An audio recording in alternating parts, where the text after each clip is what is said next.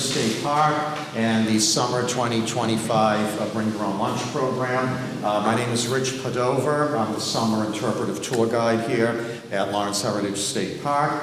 And again, thank you, welcome, and thank you for being with us here today. We appreciate your attendance. Today, our presenter is Amita Kiley from the Lawrence History Center. She is the collections manager and research coordinator, right? Okay. And personally and professionally, she's been very helpful to me in the past when I've had projects and questions, so thank you, as always, Amita. Yes, okay. And Amita will be talking to us about the Lawrence History Center today. I'm sure some of you are familiar with it. She will give us some detailed information about it and how you can access it and how it might work for you, should you desire, okay, and what they have and what it's all about, all right? So, Amita, I'll turn it over to you now, okay? You're welcome, yes. Hi, everyone. Thank you so much for coming today. It's always so good to come here every summer and see everyone and talk about my favorite place, the Lawrence History Center. So usually over the summers, I've brought material from the collection just to talk about those certain items or those certain photos. But this year, Rich and I thought it would be a good idea to do something a little different and talk about how to do research at the Lawrence History Center and talk about what kind of material we have and what we don't have, how to access the material. And I brought some examples here today, really focusing on the research aspect of the Lawrence History Center. So Lawrence History Center is located at 6 Essex Street, at the very beginning of Essex Street, in the former Essex Company headquarters. And I have some brochures here you can take after my card, and a postcard for our upcoming annual meeting on the September 13th. We were founded in 1978 as the Immigrant City Archives by a German immigrant named Artha Dengler. Artha and her husband and daughter lived in Germany. Artha was born there, had grown up there, and lived through World War II there, and wanted to immigrate to the United States. And she was finally able to after the war in 1951. And she settled in Andover, but through the years did different volunteering. And one place she volunteered was at the YWCA in Lawrence, right on the Common. And that was in the late 1970s. And one of the first jobs they had her do as a volunteer there was clean out one of their closets. And so when she opened the closet door, it was filled with all of the YWCA's founding records, going as far back as 1890 when they started, all the way up to probably the 1970s. And Artha said, oh, what do you want me to do with this? And they said, well, we don't really need those records. They're obsolete, so we don't have any reason to keep them. You can get rid of them. And Artha thought, I can't get rid of these records. This is a treasure trove of information about immigration history and women's history and Lawrence history. And so Artha asked them, could she try to find a home for them? And back then in Lawrence, there wasn't really any place that could take a collection like that. So she expanded her search a little, and there was the Merrimack Valley Textile Museum. That eventually became the American Textile History Museum. But they weren't interested in acquiring those records because they were more interested in textiles and kind of machinery in the mill industry, not so much these individual voices of the immigrants of Lawrence, or these stories like this didn't really fit with their mission. So Artha thought, what else is at risk of being just thrown away because there's nowhere to donate it? And so that prompted her to start Immigrant City Archives. And she asked the YW if she could keep these records, and they said yes. And so that was essentially our first collection. And she named the organization Immigrant City Archives after Lawrence was called the Immigrant City, and then Archives, of course, because we were an archive. We actually used to be called at some point Immigrant City Archives and Museum because Artha thought she wanted to have a museum as well. But we never did have a museum, and a couple years after we were founded, the Lawrence Heritage State Park opened, so there wasn't really a need, nor did we have the space to also have a museum. So when people sometimes visit us today and they're looking for exhibits on display, we always refer them to the state park. So we're so glad you're here and so glad you're 2 blocks away from us. So when Artha when they let Artha keep those records, she founded Immigrant City Archives in 1978, and immediately, well, actually, did anyone here know Artha or ever met Artha? Yuri and a few people, and I met her only a few times. She'd retired by the time I started at the History Center. But I know, and you may attest to this, many people say you could not say no to Artha. She was so passionate about saving Lawrence history. She was so convincing about saving the history that she was able to kind of recruit a lot of people to volunteer with her. And those people also started collecting material for the archives.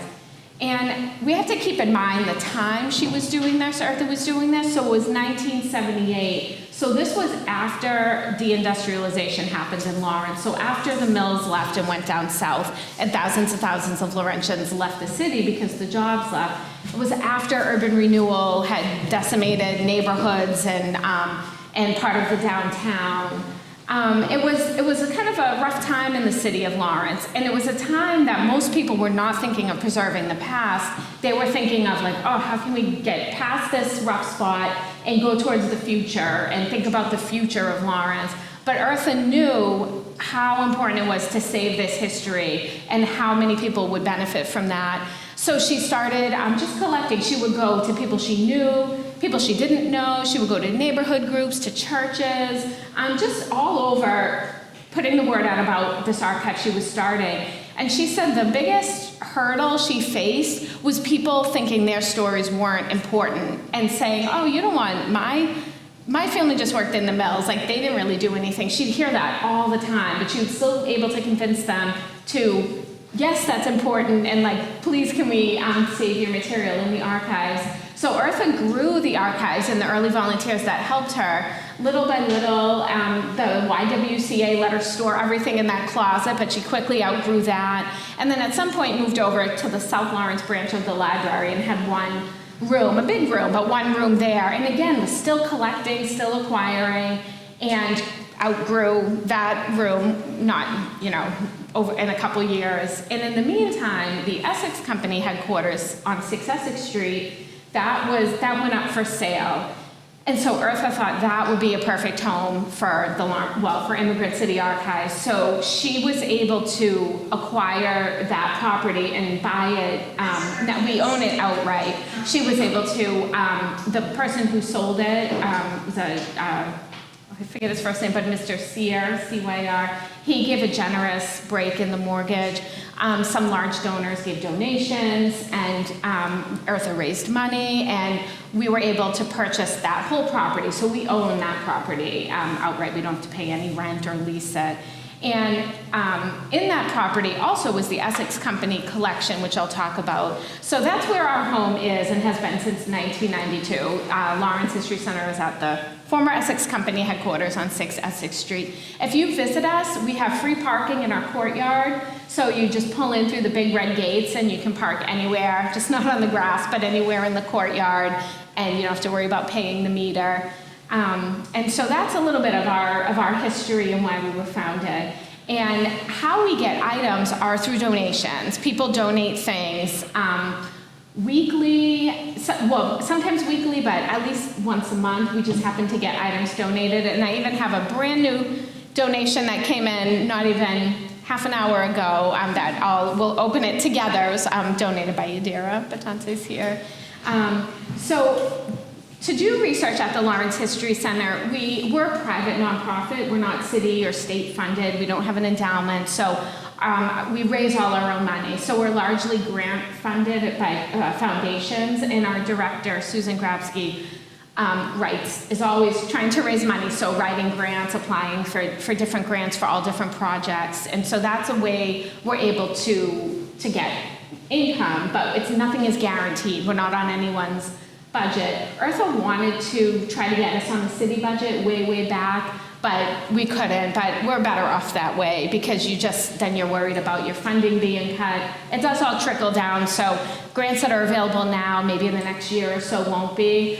But we're very frugal at the History Center with our money, so we keep that in mind, that we're always trying to to raise money and to not spend a lot because we want to be sure that we're sustainable. So to visit the Lawrence History Center to do research, it's always good to make an appointment, which you can do by email or calling. And the reason being is that I help the researchers. So if I'm not there and there aren't any volunteers there to help, you might come for nothing. Like you might come and no one's able to help you do research. So it's always good to make an appointment. Even if you call that morning and say, can I come in later today? If we're there, it's fine. If someone just shows up at the door and they don't have an appointment but we're there, of course we let them in and help them. So it's just good that way to make an appointment so you don't come and then have no one be there. We ask that researchers take out a membership to the Lawrence History Center, and the rates are, it's a yearly payment, so like a senior citizen or a student is $20 for the year. An individual level non-senior citizen or graduate student is $35 for the year. Family is $50 for the year. And then if you're a business or a higher, like a college or something, it's a little more. But everyone receives the same level of access. And Lawrence students do not have to join as members, or really high school students, because we'll get students from Andover High or North Andover High. We don't make them join as a member. And Lawrence students never have to join as a member. And if someone were to come and not know they had to pay, we'd still let them come in and just say maybe next time they can be. Because the most important thing is making this material accessible. Like that far outweighs the $20 we might get. We would never tell someone you can't come if you can't pay. But that's a way of income for the History Center. So we ask the researchers take out a membership. When you come to the History Center, and you'll find this at other archives too, when you go up to our research room, we don't allow any food or drinks up there, so we'd have you put stuff down in the fridge or just keep it in your bag. You'd be expected to put your bags and purses in lockers that we can lock. Just because the room can get crowded, so if everyone has themselves then a bag, it can get crowded. And then also it's a security reason too, because there's been stories of people stealing things from archives. So you put your things in the locker. But when you're in the research room, you could bring in a camera, a phone, you can take pictures of anything, we can do photocopies, you can bring in a laptop, we have Wi-Fi. And the lockers are right outside the research room, so if you had to go back and forth to your bag, that's fine. But that's something else that would be expected, or that you can expect when you visit. So that is kind of what you would expect when you come to the History Center. We also do research for people who cannot visit in person. We'll do research via email. Because we get so many researchers, we get researchers from all over the world, so there's people who cannot physically come to us. And in that case, we'll do the research as best we can, long distance. And for that, the researcher will pay an hourly rate, but we also do a little bit for free just to make sure we can help them. And so that's another way of doing research. And then we have a lot available online that can help someone get a general overview. Like say someone's researching the strike of 1912, the Bread and Roses. There's a lot that's digitized online, like reports or maybe documentaries or the testimony to Congress that someone can access online. But it's always the best when someone can come in person. And there's actually a woman from out of town coming in later today and tomorrow and Friday who's researching the strike. And so this way she'll be able to look through, because there's so much that's not digitized and will never fully be digitized. So some samples of what I brought and some samples of what we have in the collection. I talked about the Essex Company that were in their headquarters, and that we have their collection as well. And a collection are documents or material of any kind that have accumulated as part of a normal activity of an organization or a business or an individual, and they're kept as a unit. So we have the Essex Company Collection, and that's essentially their business records. And the Essex Company was, of course, the company that created Lawrence from land that was Methuen and Andover. They're the ones that made Lawrence. They built the dam, built the canals, provided water power to the mills, laid out the lands, laid out the streets, sold the lands to people who wanted to live in Lawrence. And they were in that headquarters for about 100 years. The headquarters was built in 1883. Prior to that, the Essex Company had another location. But they built the headquarters in 1883, which included the office buildings. There's a carpenter shop, a blacksmith shop that still is in operation. And on the 13th, we're having our blacksmith will be there doing demonstrations on Saturday the 13th in the morning. There's a warehouse, a stable, and we spend we make a lot of effort to keep the headquarters as original as possible, and not, we want it to look as it did back in 1883. But the Essex Company was in there about 100 years, and then they built the hydropower station up at the dam, so didn't need that headquarters. And they gave their collection to us, and the collection is huge. It's our biggest collection, and it consists of photos, of glass plate negatives, of business records, of tools, anything you can think of. It's really our most varied collection as well. And the way we find out what we have in it, or the way researchers find out what we have, is through the Essex Company Finding Aid. I'll pass this around, but this is online as well. And a finding aid is, most of our finding aids are not this big, because most of our collections are not this big. This is a really in-depth finding aid. But a finding aid gives an overview of a collection. It will tell you when we received it. It will give you an idea of the types of material in the collection. And then it will give you, not necessarily an inventory of every single folder, but it'll give you some general, generally what is in the collection. So this Essex Company Collection consists of our first floor vault and the second floor vault. And the first floor vault at the History Center contains the Essex Company cashier. It's the cashier's office's vault, so it has all kinds of deeds, water power transactions, cashier's correspondence, boxes and boxes of the correspondence between the Essex Company and who they did business with.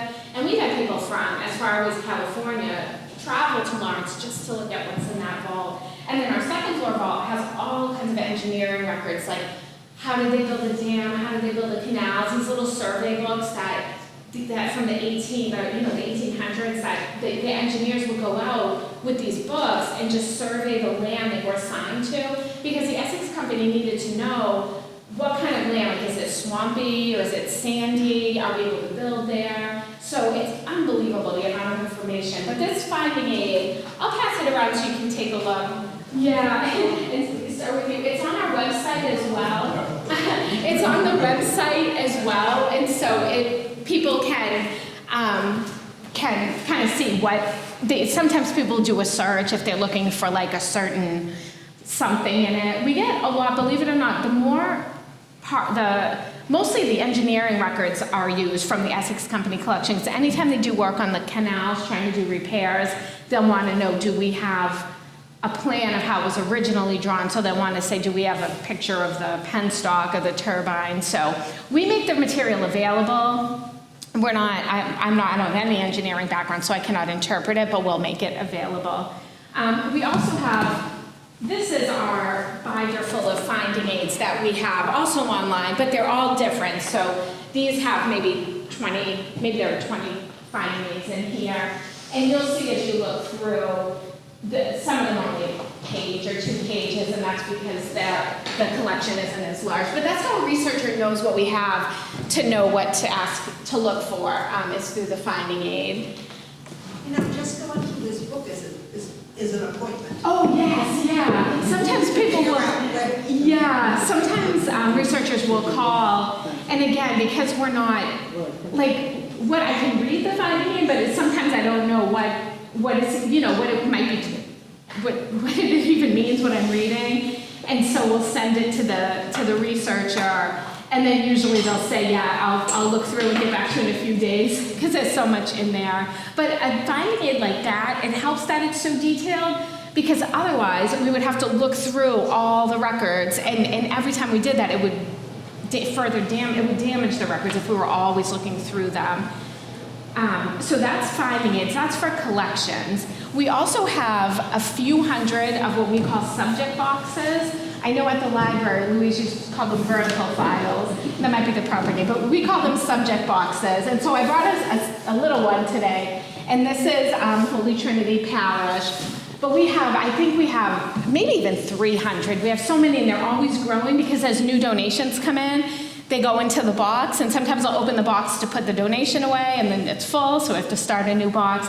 But the subject boxes are, I would say, the most frequently used. So the woman coming to research the strike today, we have about 12 subject boxes, but they're bigger. They're double the size of that, most of them.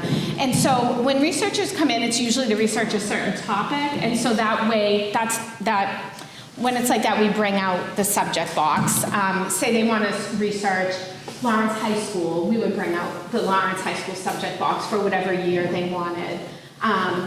The material in here, I'll pass the box around with this. So if you take out a folder, if you just put this in its place like a bookmark, these are in order. In our database, the folder titles are listed. And then there's a little, okay, there's a little, set it over here, just so you have a sense of it. And there's a little description of what's in each folder. And so not all of our subject boxes are online, though. We have a volunteer who's working on putting them online. So some of them are not online. So again, it's always good when someone can come in person, because we just bring out the box and then they can look through it. You don't have to use gloves to go through things like this. That's kind of a way of the past, because it's thought that when you're using gloves, your tactile senses are dull, made a little duller, and you can't, you might be turning the pages of something very fragile, but you don't realize it's that fragile. So as long as the researcher's hands are clean and dry, it's okay to look through. And anything that we have that we feel it's too fragile to touch, we would have a photocopy available, and then in the box say, like that's not, to not touch the original. So subject boxes are they're filled with, it could be programs, booklets, flyers, writings, ephemera. The only thing you won't find in the subject boxes are books, actual books, and photographs, because we store those separately. So the subject boxes, if you search on our website, like say you searched Holy Trinity, that subject box would come up and you would see a listing of all the folders inside. Sometimes it's deceiving because people think if you click on it, you'll see the contents, but it's not. It's really just a listing. And we probably have a million pieces of paper, so that will never all be scanned as far as I can see. So at least having a listing of the different folders, that's goes a long way in someone getting to know what we have. So we also have a large library at the History Center, which just contains books and magazines, and anything at the History Center you look at, it has to stay there. So it's not like a library where you can check out books and take them home. Everything that is in the History Center has to stay there. But you can come again and again to look at something. But I just took an example of one of the books we have, and it's a poetry anthology about the Merrimack River. The books that we have are all in the database, and that's that paper there. So if someone were to search whatever topic, and we had a book about it or an author, and we had their book, it would come up. The way we physically store the books are on library shelves in our closed stacks, but they're in order of when they were donated, so it's not set up like a typical library. So books is a great, and our books, we have about 5,000, I think I said, books in the collection, and they're not all directly about Lawrence. They might be about textiles in general, but don't mention Lawrence, or they might be about water power, or they might be about labor history, but they're not all, directly about Lawrence. We also have some new books that have been donated. The books start as early as, we actually have a book from the late 1700s that was donated, and then our most recent book was published in 2024, and that was a local author, a young man who published a book, self-published a book, and so we have it in the collection. Because it's very important to us to represent the current community and document the current community's history, and so we're able to do that through something like a book published by a Laurentian. So researchers also love to look at our photographs. We have a huge photograph collection, physical photographs. We have about 40,000 in the collection. And then we also have a large collection of digital photos. So I just took one binder as an example. And the way we, and you can flip through, you don't have to leave it open. The way a researcher researches our photographs is they look through photocopies of the photos that are in binders. And the binders are categorized by, this one I brought is commercial building, so that features all kinds of stores and businesses. But what you're looking at there is a photocopy. The original photos are kept in a climate-controlled vault, because again, if we're always looking through the originals, they'll start to degrade, because we don't want them exposed to light or people touching, or some of them are printed on cardboard, so then they could just crack. So those are stored away, and the researchers look at the photocopies, and then we give everything that gets donated an accession number, and that is a number that is the year something was donated and then the number of donation it was. So this book I'm sending around, I think the accession number, I think those photos were donated in 1995. So it doesn't mean they are from 1995, just when they were donated. But they can be all different years. The photos were slowly entering descriptions of them into our database. I don't know, maybe one day they'll all be scanned and available to look at in our database, but for now, the descriptions are in there at least. So there's been many times where someone types in say their grandmother's name, and sees we have a photo of the grandmother, and then we're able to scan the original and send it. And then if a researcher comes in, I'm always happy to pull out the original for them to see. But this is a good way of researching, so the originals are not touched over and over. So photographs are a huge, fun part of the collection. I should also pass around. I mentioned our Essex Company Collection is a large collection. Another large collection is our Board of Health Collection, which has its own binder, a finding aid of its own binder. And these are material that came from, some material came from the basement of City Hall. Some came from the basement of the Bessie Burke Hospital before it was torn down. Artha and other volunteers were able to save this material before it was lost forever. And it's just amazing because, especially with the Bessie Burke Hospital, just last week a woman reached out who was in North Carolina, so she couldn't visit us, but asked us to look up her relative, and we found 5 entries for the relative, and so we took pictures of each entry. And the reason she knew to even call us was because the finding aid is on our website, and so if she even Googled Bessie Burke, she'll come to our website. If she Googled,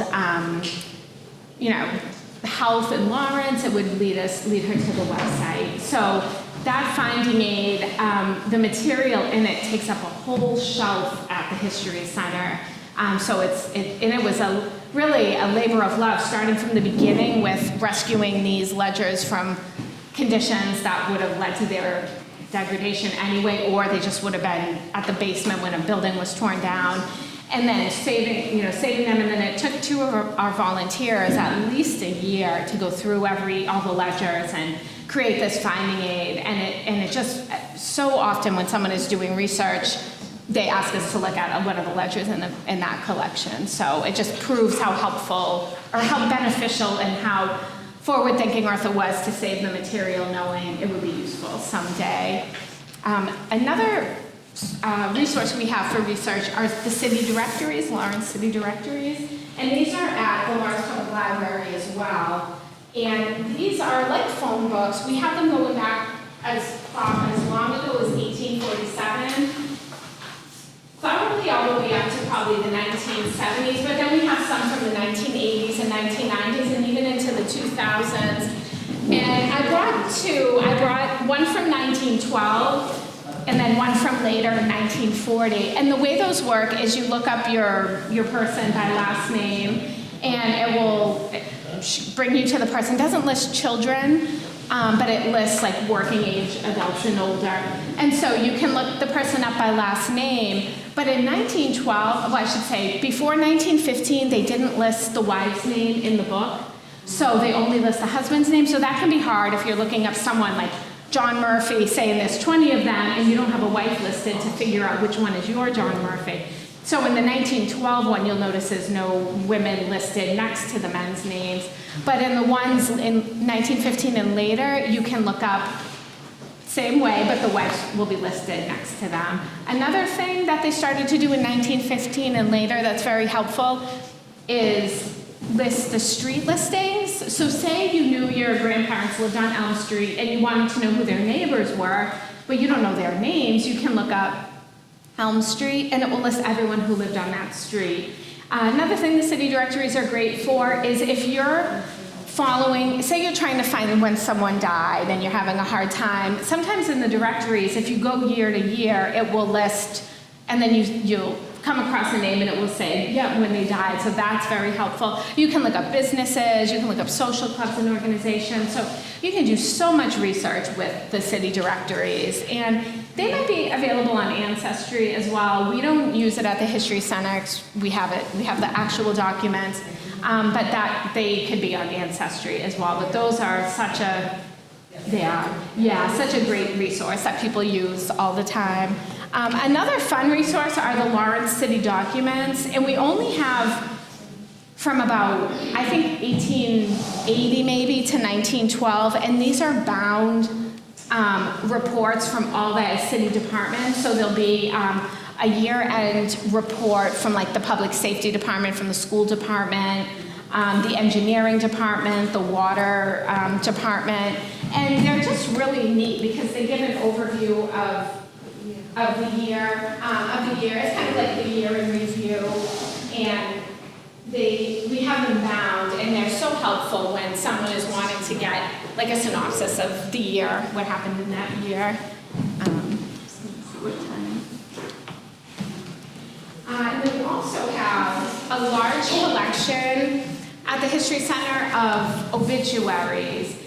And for the most part, we don't have full newspapers at the History Center because they're so fragile and they're so hard to store, and they fall apart on their own. They're inherently, especially the newer ones, they don't last for a long time. So we keep ones that have like maybe a big headline, like we have ones from 9/11, we have ones from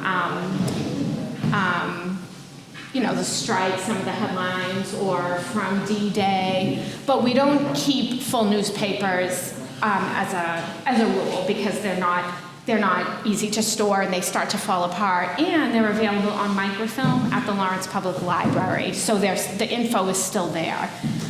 But we do save obituaries from people who died, who were from Lawrence, who died. We save their obituaries, and the way you find that is we have a large card file at the History Center, and you can look up the person by last name, and if we have their obituary, it will refer you to what's called the bio book, which is biographies and obituaries, and it will give you a book and a page number. And so this book happens to have our really, really early deaths, so people who died, say, in 1906 or even earlier, and so you'll see those are probably our earliest obituaries. But we also save biographies as well. And so we have ones from even later, and we still save obituaries even currently. This book has obituaries and biographies from the 1980s. And they're not in alphabetical order, so you really do have to look in our info cards to see if we have an obituary for the person you're looking at. So you'll look.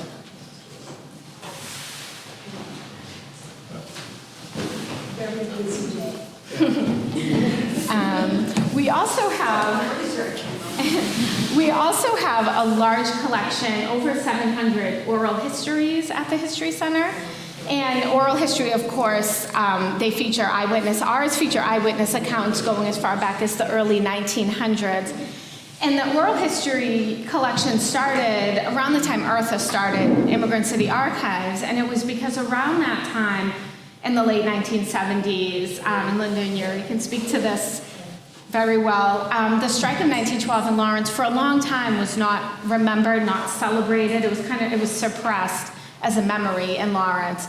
And in the late 1970s, it began to be kind of talked about again because of some articles that were published in the Village Voice by Paul Cowan, who started to talk about the strike again and why it wasn't remembered in Lawrence. And so Artha wanted to get these oral histories on record of the people who were alive during the strike because they were getting older. So that's why she began interviewing people.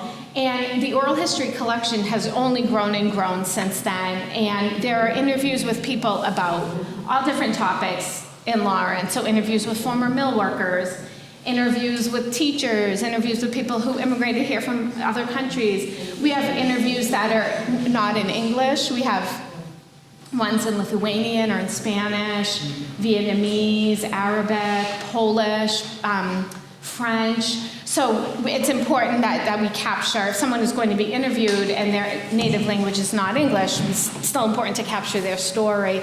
And we still collect oral histories today. We work in conjunction with Phillips Academy, and they interview people every spring. And this time it's on an iPad, so you can see the interview, whereas the ones I'm talking about were just on just the audio. And we have the audio digitized. They were all done on tape cassette, but we were able to digitize the tapes so, you know, they can live on. And a lot of the oral histories are also transcribed. So if someone is researching, again, our strike researcher who's coming in later, to listen to all the audio, that would take maybe 60 hours. So just to send her a transcript, to read it is much quicker, more effective use of time. But of course, the audio is there. She wanted to listen to it, to listen to the interview.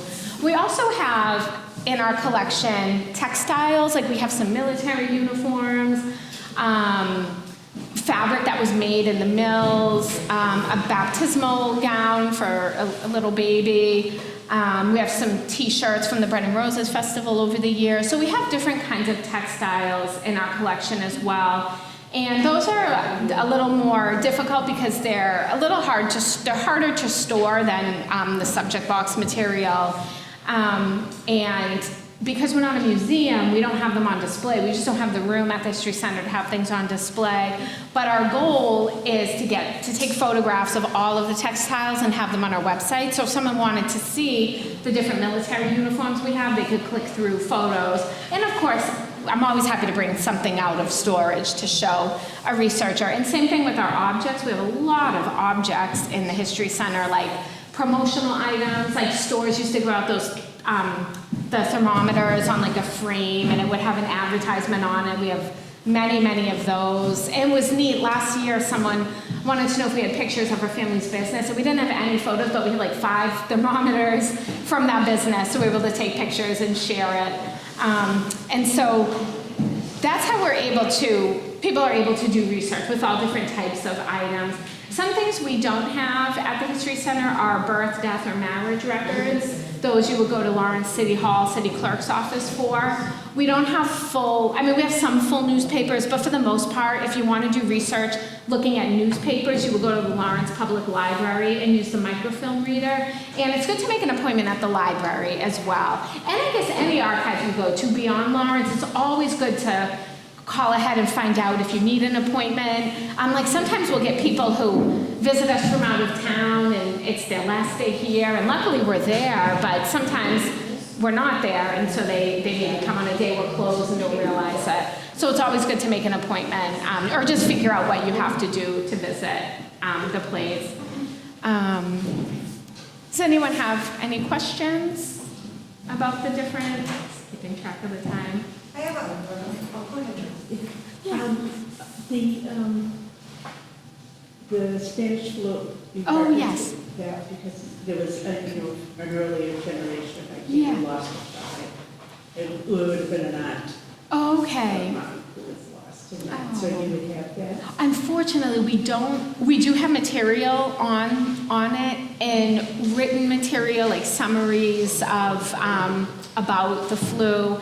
We have some photos from Tent City up on Tower Hill. We don't have that death register for that year. That is still at City Hall. Yes, and I remember we talked about it because in 2018 we hosted a symposium on public health, and we were lamenting that we didn't have that death register because we have a lot of the death registers, and we found out it was still at City Hall. But in the health collection, finding aid, even though we don't have that death ledger, maybe there's something else that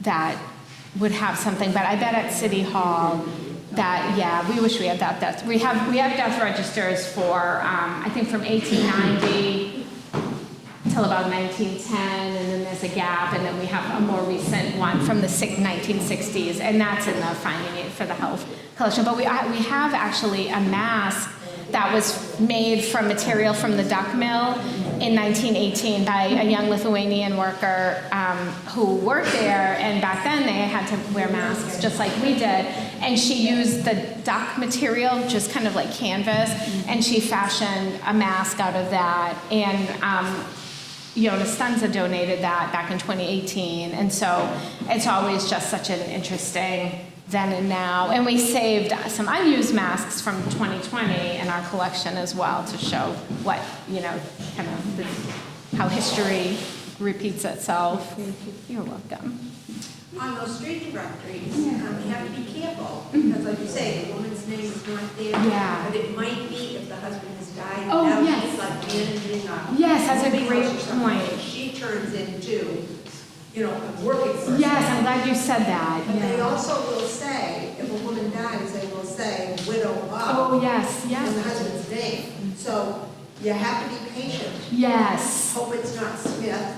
I know. Or something like that, and go down a little slowly. Yes. And you might end up with a little. Yes, that's a great point. Yes, you're right, yeah. And then the earlier ones say they never got married, the woman never got married, or was the head of household, like you said. That's a great point. Yeah. Do you have state census records? No, I'm glad you brought that up too. We don't have any census records at the History Center because they were on microfilm, I think. We don't have a microfilm reader at the History Center.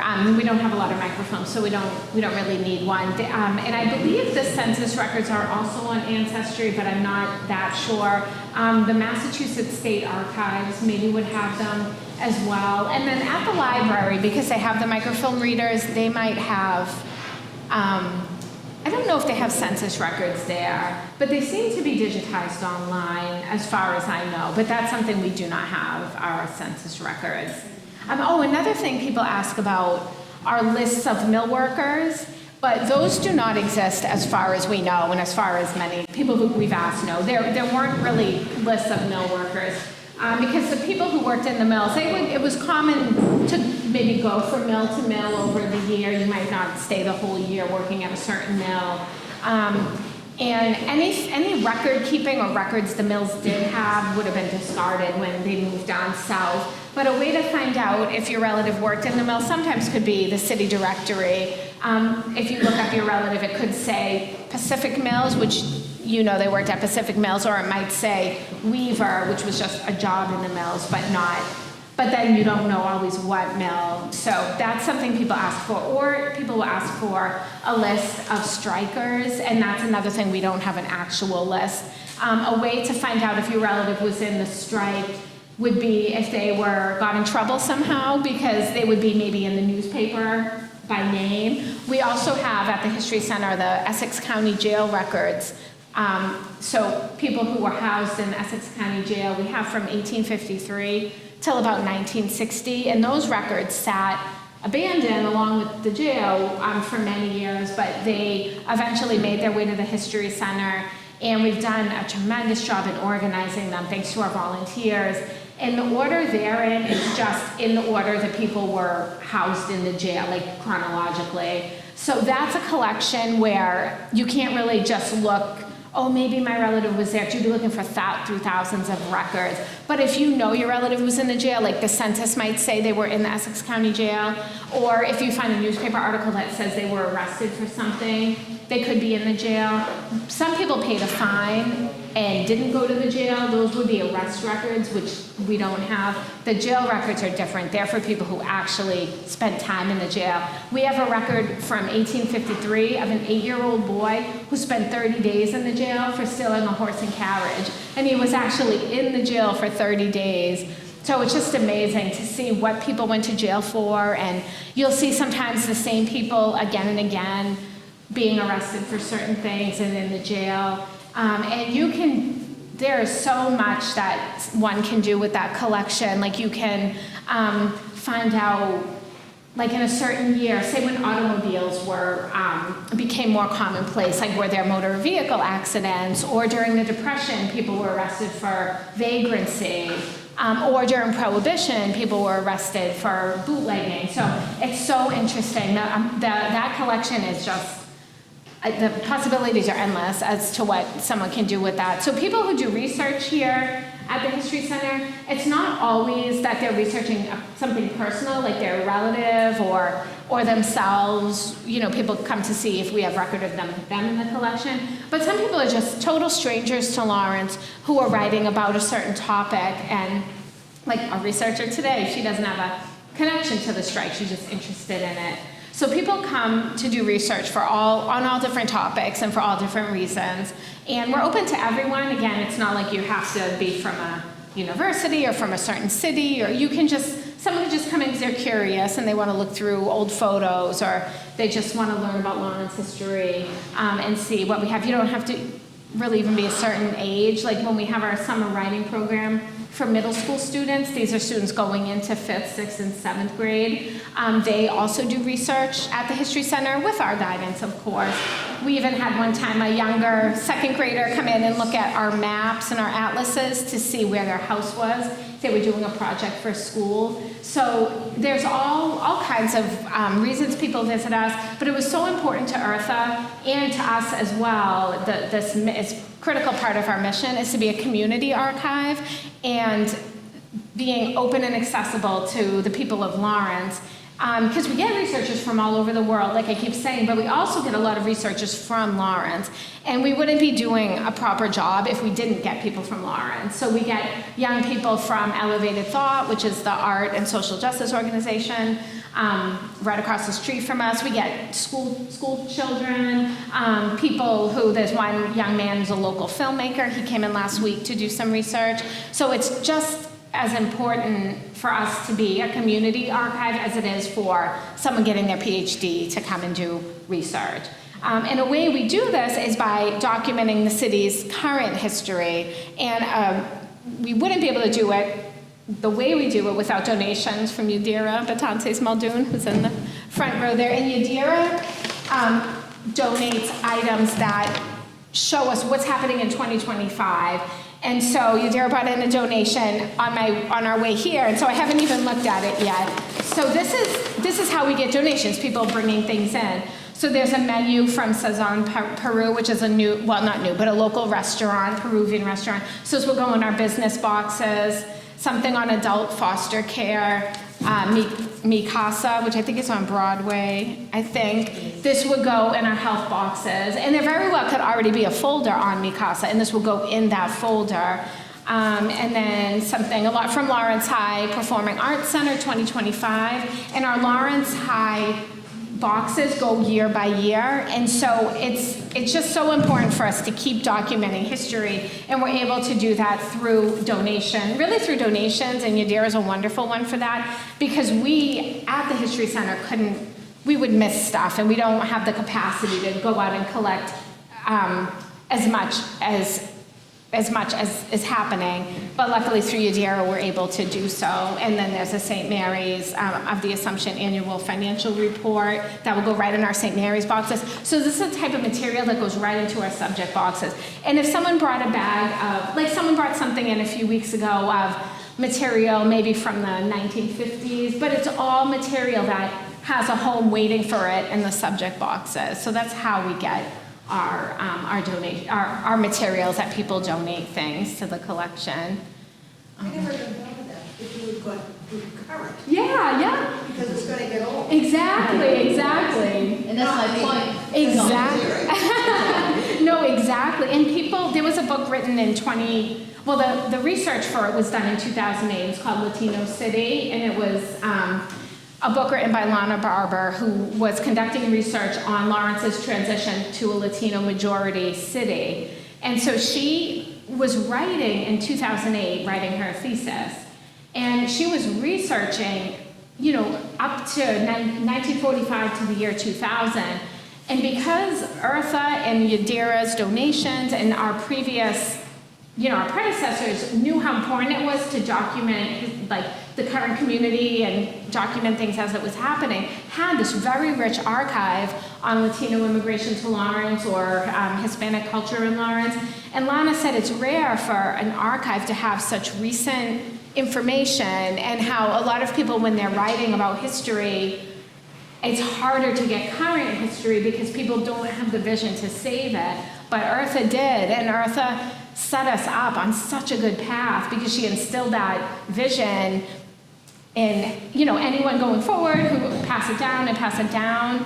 And people will say, like, why, sometimes on our Facebook page I'll post a picture from like 1985 and someone will say that's not history, but it is history, and it will be history, and history is what we're doing every day. We have a large collection on the gas explosions of 2018, on COVID, in 2020.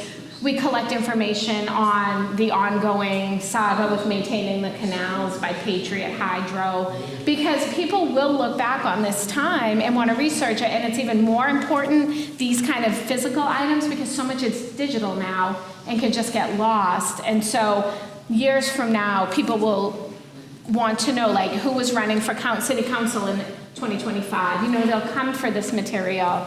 And so we're so grateful that people know the value of collecting, and they take the time to collect it, and they take the time to bring it to us and drop it off, because we wouldn't be able to do what we do without people who care about the city's history and take the time to help us preserve it.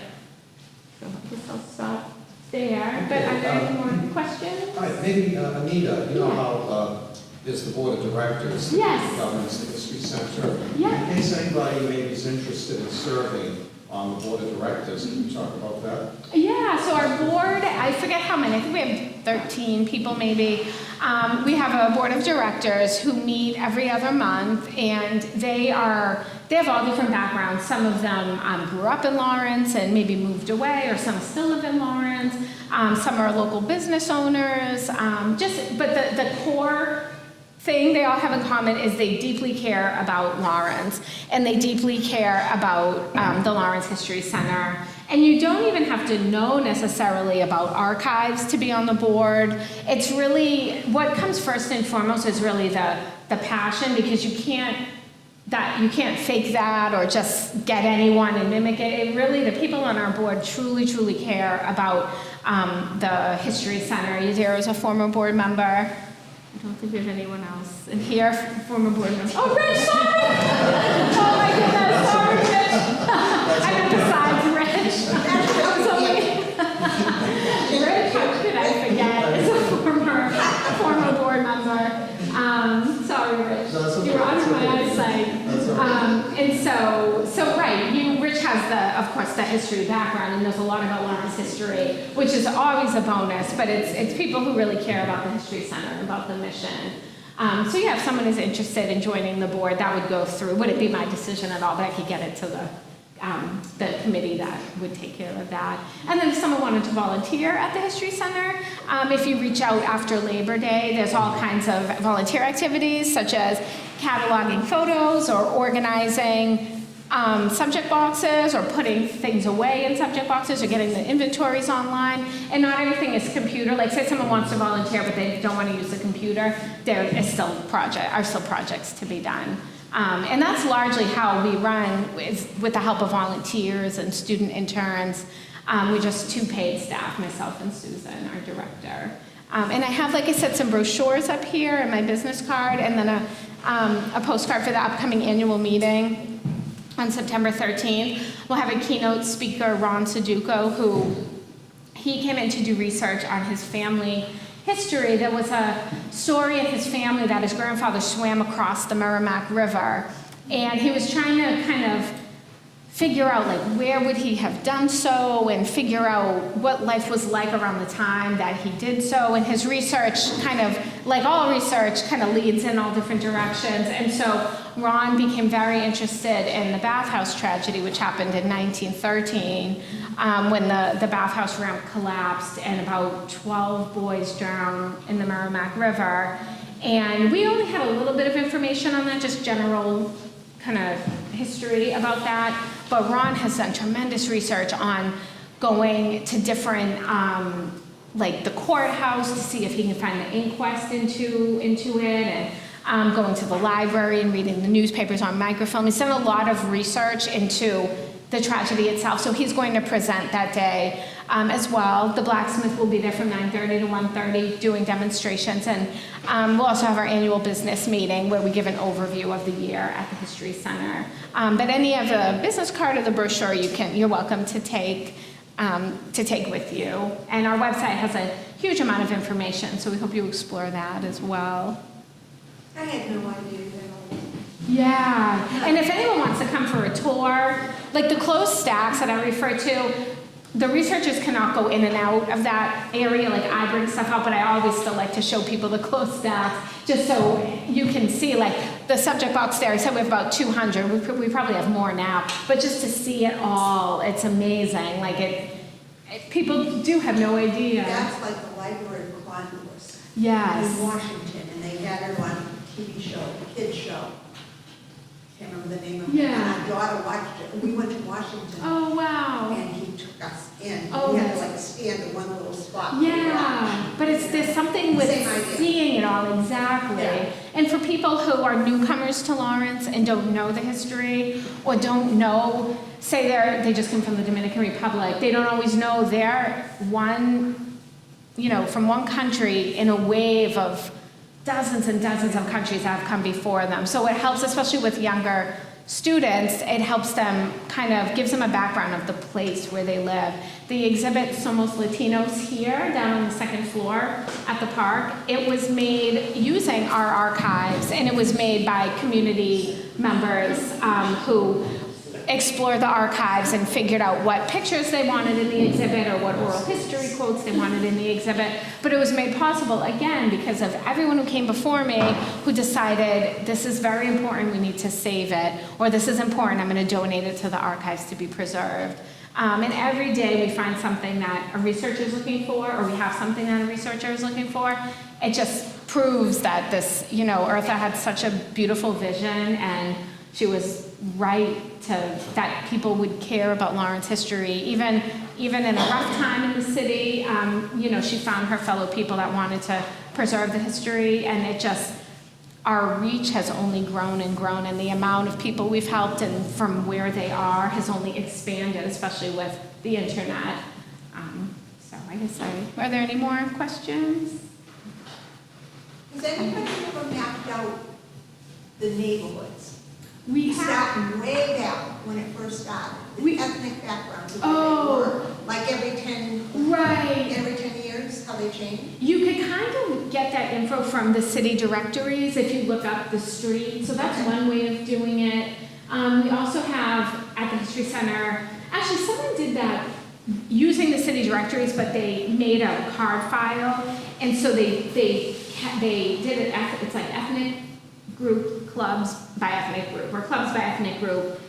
And so that would be sort of another way you can look at that. That'd be so interesting. I know. We do that sometimes with the students, and we'll show them, say, Elm Street, which had a lot of Lebanese people, and then if they go, 10 years. So no one has compiled it really, as far as I can think, fully, but the info is there where they can do that. Sometimes the churches tell you. Oh, yes. Yep, exactly. Just the church itself. Yes, exactly. Everybody went to their language. Yep, their own church. Yeah. There's so many stories, like untold stories in the archives, and so they're just waiting for people to explore them and bring those stories to life. Anything else? All right, thank you so Okay, much thank you. for being here.